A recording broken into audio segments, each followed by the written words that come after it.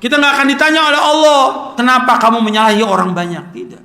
Tapi yang ditanya, kenapa kamu menyalahi satu orang ini? Siapa satu orang ini? Rasulullah Shallallahu Alaihi Wasallam. Kenapa kamu menyalahi orang ini?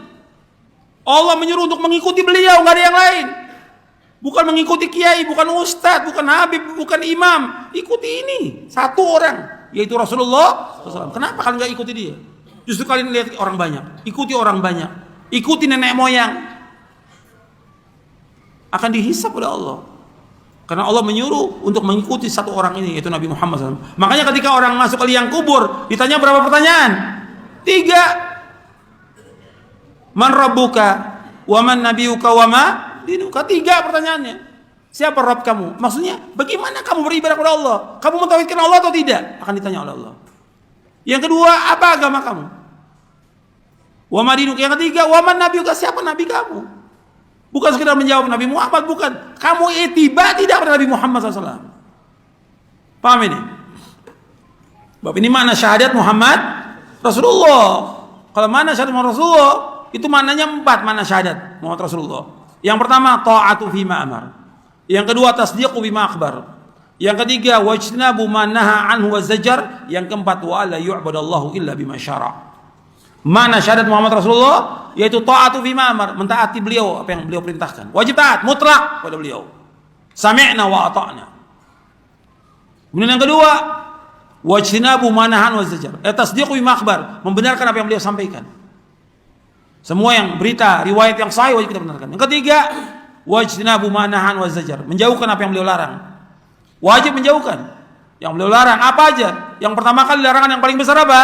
Syirik. Kemudian durhaka pada kedua orang tua, bid'ah dan yang lainnya, itu wajib dijauhkan. Kita nggak boleh berbuat syirik, nggak boleh durhaka pada orang tua, nggak boleh berbuat bid'ah dan yang lainnya. Kemudian yang keempat, wa alla yu'badallahu illa bima syara'. Nggak boleh kita beribadah melainkan menurut apa yang beliau syariatkan. Kita nggak boleh mengadakan ibadah yang baru dalam agama. Agama Islam sudah sempurna. Kita wajib beribadah menurut apa yang beliau syariatkan. Karena Allah mengutus Nabi Muhammad SAW tujuannya supaya kita tahu bagaimana beribadah kepada Allah dengan benar, agar ibadah kita diterima oleh Allah, agar kita masuk surga. Kita oleh Allah diutusnya Nabi Muhammad supaya kita mengikuti beliau, ittiba. Bukan kita mengadakan yang baru dalam agama. Kita wajib beribadah kepada Allah menurut apa yang Allah dan Rasulnya syariatkan. Dan ini merupakan makna dari syahadat Muhammad Rasulullah. Makanya kalau kita berpijak lagi tentang la ilaha illallah dan Muhammad Rasulullah, dari kalimat la ilaha illallah untuk menunjukkan bahwa kita nggak boleh berbuat syirik. Kita wajib mengikhlaskan ibadah Allah dan nggak boleh kita berbuat syirik. Mana Muhammad Rasulullah, kita wajib ittiba kepada beliau. Nggak boleh mengadakan sesuatu yang baru dalam agama ini, nggak boleh berbuat beda. Kalau ini kita lakukan, lurus agama kita.